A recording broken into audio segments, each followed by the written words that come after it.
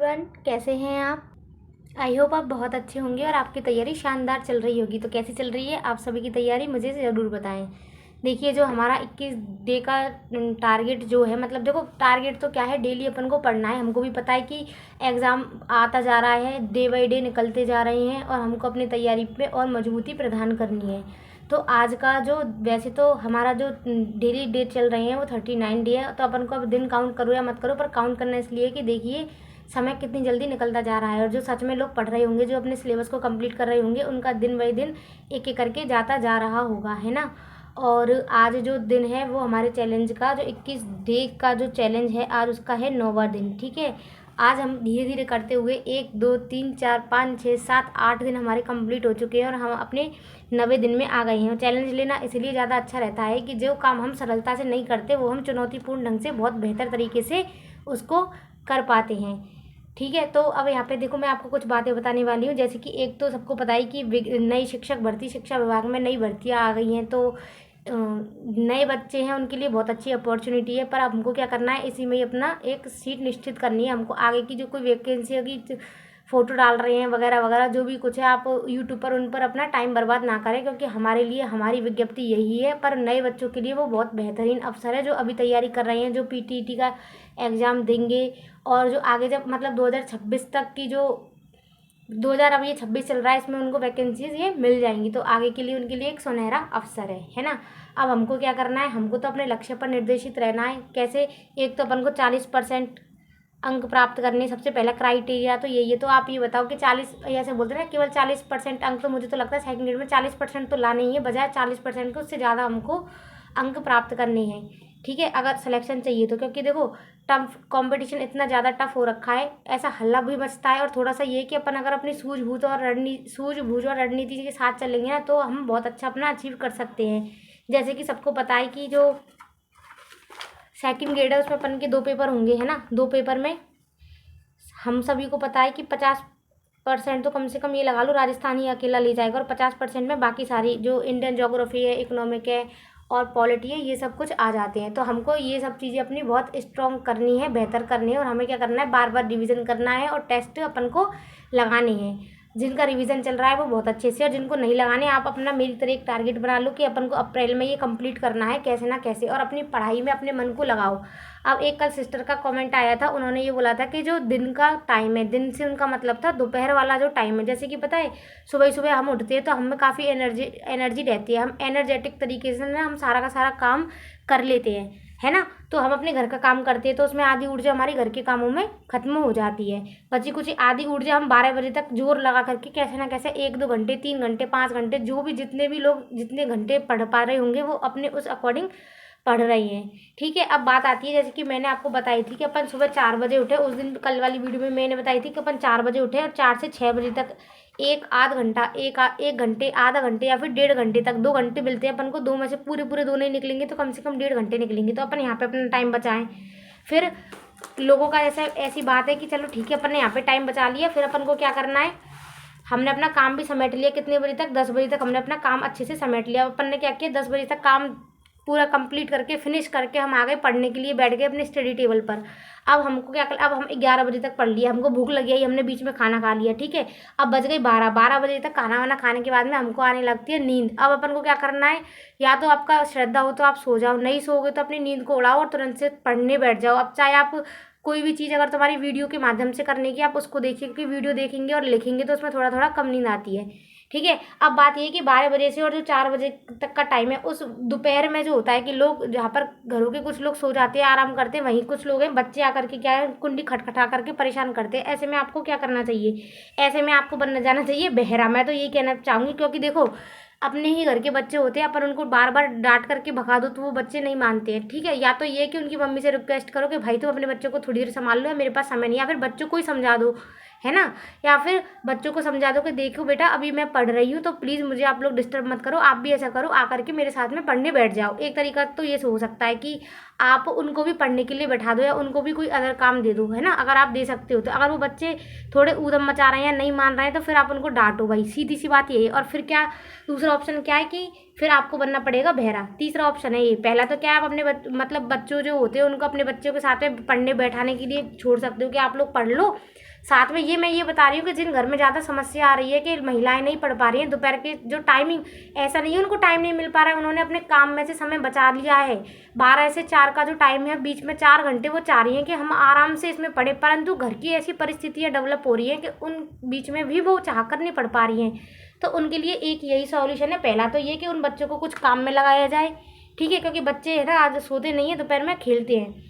तो या तो उनको कोई छोटा मोटा काम दे दिया जाए कि तुम इसमें ये बुक है, इसमें तुम कलर भर दो, इसमें ये काम कर दो, तो थोड़े बच्चे उस काम में लगे रहेंगी, ठीक है।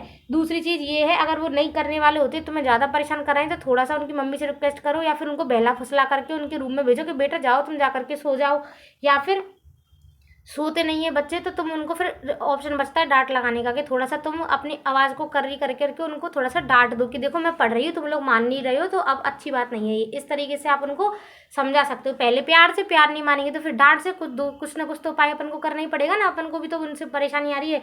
और फिर भी बच्चे ज़्यादा ही तगड़े मतलब शैतान है और आपको सच में ही नहीं पढ़ने देना चाह रहा है। उनका मकसद ही यही है कि मैं अपने इन घर की महिलाओं को पढ़ने ही नहीं दूंगा। ये बात बहुत ज़्यादा छोटे बच्चों पे लागू नहीं होती है, ये होती है कि जो 5th क्लास से लेकर जो 8th क्लास तक के बच्चे पढ़ रहे हैं ना, उन पर ये अधिकतर लागू होती है। और जब बच्चा 6ठी 7वीं 8वीं में आ जाता है ना, वो समझ जाता है कि ये लोग पढ़ रहे हैं। परंतु 5th से भी नहीं कहूँगी मैं, ऐसे कहूँगी 3rd 4th 5th के जो बच्चे होते हैं ना, ये थोड़े से मतलब बाल्यावस्थापन पढ़ते हैं ना, उनके बच्चे थोड़े से ऊधमगारे होते हैं, उत्तर बाल्यावस्था के मेन में तो ऐसे कहूँगी, है ना। तो फिर अपन को क्या करना है, फिर अपन को बन जाना है बहरा। अपने गेट की लगाओ कुंडी, अब वो चाहे 1 बार बजाए चाहे 10 बार बजाए, आपको फुल इग्नोर करना है। और जब आप अगर 2 4 5 7 दिन आप अगर इस वाले रूटीन को डेली फॉलो करोगे ना, है ना, कि वो कुंडी बजा रहे हैं और आप बेशरम बन गए हो, जब आप बेशरम बन जाओगे ना, जब आप बिल्कुल बहरे बन जाओगे ना, तो सच में वो बच्चा भी कितनी बार बजाएगा, कितनी बार आके परेशान करेगा, तो फाइनली होगा उस बच्चे को बैग जाना पड़ेगा, वो बच्चा मान जाएगा, आप जीत जाओगे। तो मैं तो यही कहना चाहूँगी, जो मैंने कल उनका कमेंट आया था तो मैंने इसी बात पर डिस्कस किया, अपने माइंड में ही डिस्कस करती हूँ मैं, है ना। तो मैंने सोचा इनका क्या सॉल्यूशन हो सकता है।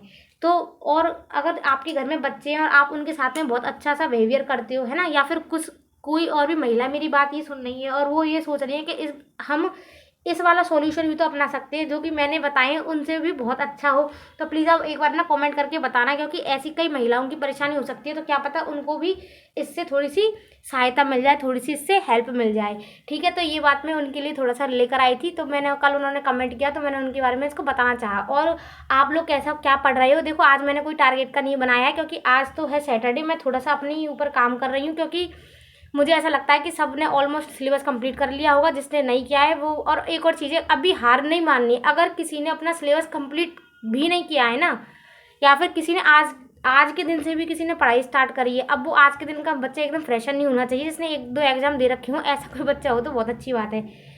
अगर वो आज के दिन से भी उसके मन में थोड़ा सा भी ये ख्याल आ रहा है ना कि हाँ भाई मैं कर रहा, मतलब मैं अब कर सकता हूँ या नहीं कर सकता, तो वो डेफिनेटली कर सकता है, बिल्कुल कर सकता है। अपने आप पर विश्वास करें और बस करें, और एक बार अपने मन से पूछे कि मैं ये क्यों कर रहा हूँ। अगर उसका क्यों का उत्तर एकदम स्पष्ट और क्लियर है ना, तो वो ज़रूर से इस एग्ज़ाम को अच्छे तरीके से दे सकता है।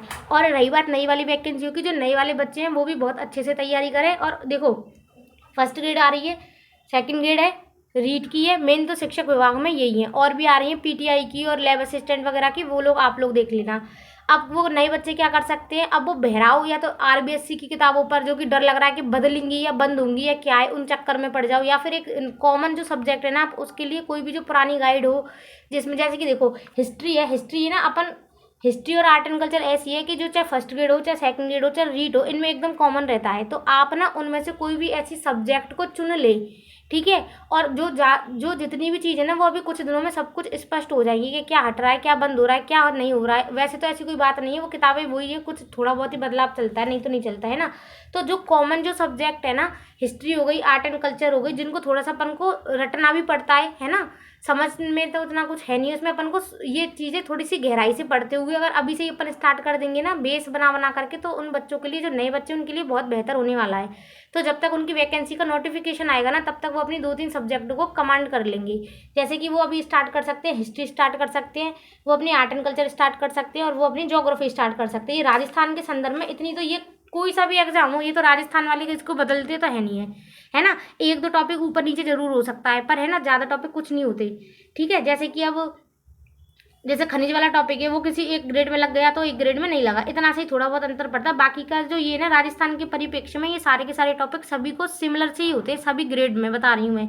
तो जो नए वाले बच्चे हैं जो अभी तैयारी करने की सोच रहे हैं, जिन्होंने अभी मतलब अभी से पढ़ाई करना स्टार्ट किया है और जो वैकेंसी का इंतजार कर रहे हैं, या फिर जो थोड़ा बहुत पढ़ाई स्टार्ट नहीं भी किया है, तो वो ये लोग सोच रहे हैं कि हम इस क्षेत्र में जाए या नहीं जाए, तो वो डेफिनेटली इसका चुनाव कर सकते हैं। पर पढ़ना उनको अभी से ही पड़ेगा, ठीक है, क्योंकि वैकेंसी 2026 में ही आनी है। नोटिफिकेशन आ जाएगा, बहुत जल्दी से क्लियर हो जाएगा, पदों की संख्या बताई दी है, आप सभी को पता है। तो आप लोग इनमें से किसी भी सब्जेक्ट का चुनाव करके अपनी आगे से तैयारी स्टार्ट कर सकते हैं। और जो रेगुलर चल रहा है उनके लिए तो बहुत बहुत शुभकामनाएं। अब आप लोगों की बारी है बताने का कि आपका चैलेंज कैसा चल रहा है, कि आप लोग बहुत अच्छे से तैयारी कर रहे हो। मैं आप सभी के कमेंट का बेसब्री से इंतजार करूंगी, क्योंकि आप सब मेरी फैमिली हो। जैसे कि मैं आपको अपना शेयर करती हूँ, आपका भी कर्तव्य बनता है कि आपने अब तक क्या क्या कर लिया है, बहुत अच्छे से आपका चल रहा है, या कोई परेशानी आ रही है उससे आप लोगों को मुझसे आप शेयर कर सकते हो उन बातों को, ठीक है। तो और आपने मतलब टेस्ट सीरीज वगैरह सबकी चल रही है बढ़िया से, सब कुछ अच्छा ही होगा ऐसी तो मैं आशा करती हूँ, ठीक है। बाकी का आप मुझे कमेंट करके बता देना कि आपका जो दिन है, जैसे कि आज 9वां दिन है, आपके 9 के 9 दिन अच्छे गए, या फिर 1-2 दिन बेकार चले गए, या फिर अब आपका जो अंतिम ये जो अप्रैल का मंथ है उसमें क्या रणनीति रहने वाली है, आप मुझे बता सकते हो। कोई समस्या हो वो भी आप मुझे बता सकते हो, आपके कमेंट सादर आमंत्रित है। और अपनी ये छोटी सी फैमिली है और हम यहाँ पर ऐसी ही चर्चा करते हैं, ठीक है। तो इसी चीज़ को लेकर के आज का दिन भी आपका अच्छा जा रहा होगा। मेरा अब तक का जो दिन है वो बहुत अच्छे से गया है, और मैं आप लोगों से भी यही कामना करती हूँ कि जिस एनर्जी से अपन सुबह सुबह लगते हैं, है ना, जो एनर्जी हम में सुबह रहती है, हमको बस यही कोशिश करनी है कि पूरे दिन तक हम उसी एनर्जी को मेंटेन करके रखें। एटलीस्ट कम से कम रात के 8 या 9 या 10 बजे तक तो हम उसको मेंटेन करके रखें। फिर चाहे आप लोग सो जाना, फिर दूसरे दिन की एनर्जी की ताकत को बढ़ा लेना, ठीक है। तो मैं आप लोगों से यही उम्मीद करती हूँ, आप लोगों को सभी को ऑल द बेस्ट, की यही उम्मीद है आप लोग बहुत अच्छे से कर रहे होंगे, अपने चैलेंज को अच्छे से कवर कर रहे होंगे। मिलते हैं ऐसे ही नेक्स्ट वीडियो में, मैं आपको ऐसे ही मोटिवेट करती रहूँगी, हम चर्चाएँ लगातार करते रहेंगे। बाय सभी को।